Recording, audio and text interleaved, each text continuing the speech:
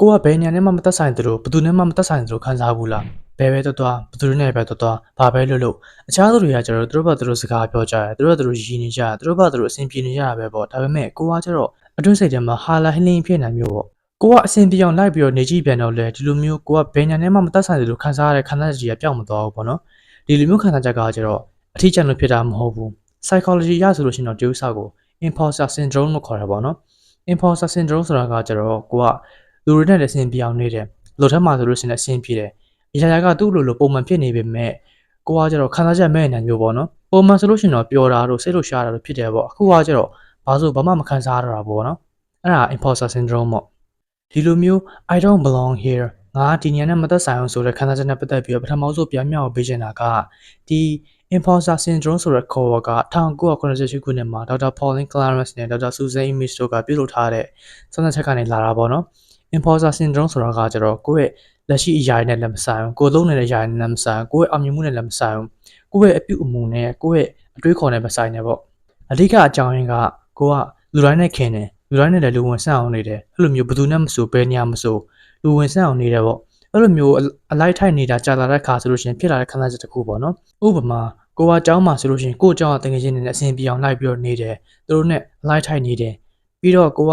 လုံထဲမှာဆိုလို့ရှိရင်လည်းလုံထရသူတွေနဲ့အလိုက်ထိုက်လိုက်နေတယ်ပေါ့နော်သူတို့နဲ့အဆင်ပြေအောင်လိုက်နေတယ်သူတို့ကဂိမ်းဆော့ရဆိုလို့ရှိရင်လိုက်ဆော့တယ်သူတို့ကရွှေရှင်ကြီးရဆိုလို့ရှိရင်လိုက်ကြည့်တယ်သူတို့အင်တာနက်ဒရာမာတွေကြိုက်တယ်ဆိုလို့ရှိရင်လက်ကိုကလည်းလိုက်ပြီးတော့ကြိုက်တယ်ပေါ့ကိုသဘောမကျရင်တော့မှလူဝင်ဆန့်မှုတွေနဲ့တက်အောင်လိုက်ပြီးတော့ပေါင်းညာမျိုးပေါ့နော်အဲ့လိုမျိုးလုပ်ပါများတော့ကိုဘလူလူစားလဲဆိုတဲ့ဟာကိုကအတိအကျတတ်မှတ်ထားတာမရှိတော့ဘူးပေါ့ဥပမာကိုကကောင်းလေးပဲဖြစ်ဖြစ်ကောင်းမလေးပဲဖြစ်ဖြစ်သူတို့နဲ့ဒိတ်တဲ့ခါဆိုလို့ရှိရင်တယောက်ကြောင့်တယောက်မျှဝေရတဲ့ခါပေါ့သူ့ဘက်ကနေပြီးတော့မှနင်ပါကြိုက်လဲနင်ပါဝါသနာပါလဲနင် favorite movie genre ပါလဲအဲ့လိုမျိုးအစားရှိတဲ့ဟာတွေမေးလာတဲ့ခါဆိုလို့ရှိရင်ကိုယ့်ဘက်ကနေပြီးတော့မှချက်ချင်းမပြောနိုင်ပဲနဲ့ကိုကအကြာကြီးစဉ်းစားနေရတယ်ပေါ့နော်အဲ့လိုမျိုးပေါ့ဒီဥစ္စာကကျွန်တော်ဒီ personal experience ပေါ့နော်ကျွန်တော်ကိုယ်ပိုင်အတွေ့အကြုံကနေလာတာပေါ့ကျွန်တော်ဒီ self improvement ကိစ္စတို့ mental health ကိစ္စတို့အဲ့ဒါတွေစပြီးတော့မလေးလာခင်လွန်ခဲ့တဲ့2နှစ်လောက်ကပေါ့ကောင်မလေးကျွန်တော် date လုပ်တာပေါ့နော်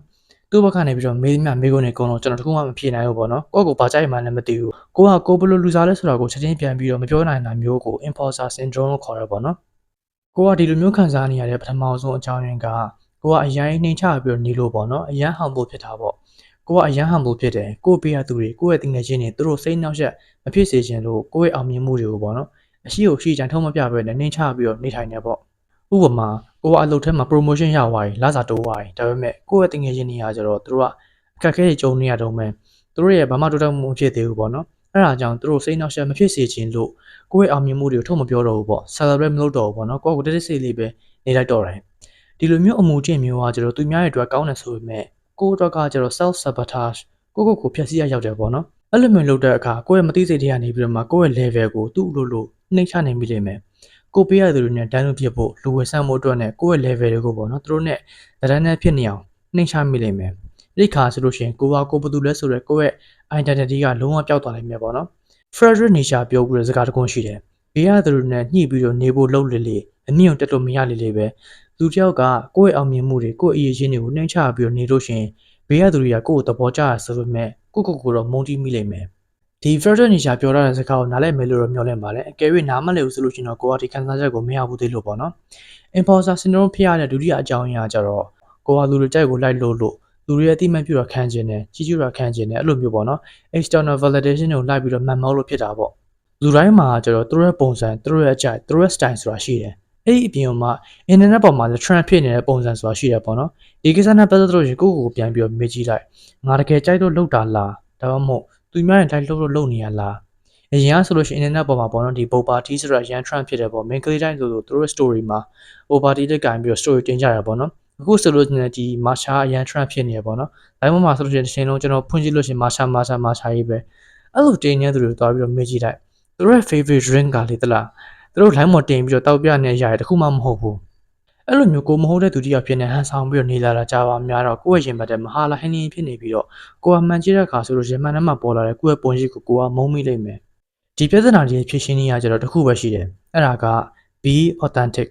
ကိုပုံစံနဲ့မကိုနေကိုအတိမတ်ပြုကို level ကိုအရေးချင်းအဲ့ဒါတွေကိုလုံးဝဖုံးကွယ်မထားနဲ့ကို self respect ထား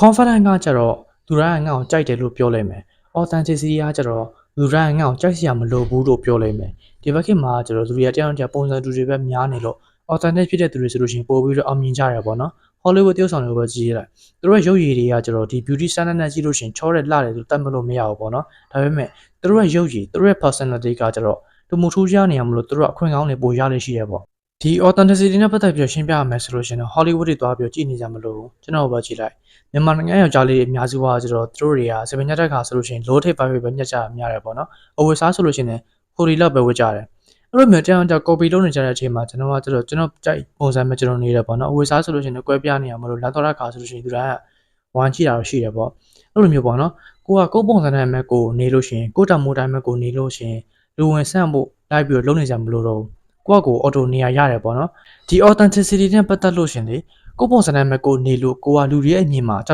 ဖြစ်နေတာပြီးချင်ဖြစ်နေတာအဲ့ဒါတွေကိုသွားပြီးတော့စိတ်မပူနဲ့ကျွန်တော်ဆိုလို့ရှိရင်ကျွန်တော်ရဲ့ပုံစံကဒီလိုမျိုး autumn vibe ဆိုပေမဲ့လူတွေမသိတဲ့ခြားတစ်ဖက်မှာကျွန်တော်ဒီ electric guitar gym foxing အဲ့ဒီပုံစံနဲ့ရှိသေးတယ်အဲ့ဒီပြင်မှာပန်းဥယျာဉ်ပတ်မင်ဆိုင်တာတို့ဟင်းချက်တာတို့ပကြီးဆွဲတာတို့အဲ့ပုံစံနဲ့ရှိသေးတယ်ပေါ့နော်ကျွန်တော်လုပ်နေတဲ့အရာတွေကကျွန်တော်ဒီ category တစ်ခုလည်းနဲ့မကိုက်ညီဘူးပေါ့နော်ပုံစံ၃မျိုးကွဲနေမျိုးပေါ့အဲ့ဒါကြောင့်ကျွန်တော်နဲ့ပတ်သက်လို့ရှိရင်အချို့လူတွေကကျွန်တော်ဒီကောင်အရန် play တယ်သူကအရန် manipulative ဖြစ်တယ်သူကအရန်တော်တယ်သူကအရန်ရေးစားများတယ်သူက gay အဲ့လိုမျိုးကျွန်တော်နဲ့ပတ်သက်လို့ရှိရင်လူတွေကအထင်မြင်လွဲနေကြရှိတယ်ပေါ့နော်ဒါပေမဲ့ကျွန်တော်ကကျတော့ဘာတစ်ခုမှဖြည့်ရှင်းချက်ပြန်မပေးဘူး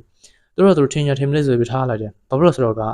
ဒီဥစ္စာကကျတော့ authentic ဖြစ်ရခြင်းဆိုကြပေါ့နော်ကိုကလူလဲကောင်မှထင်ရှားနေဆိုလို့ရှိရင်ဘေးကသူတွေကကိုယ့်ကိုပေါ့နော်သူတို့နဲ့တူအောင်ဆိုပြီးတော့အယောင်တွေဝိုင်းဆိုးလိမ့်မယ်အဲ့တော့ဒီပြဿနာရဲ့တစ်ခုလေးတော့အဖြေကဘသူတွေဘာထင်နေဂီယူမဆိုင်ဖို့ပဲကို self respect ပြောင်းမတော့ဘူးပဲ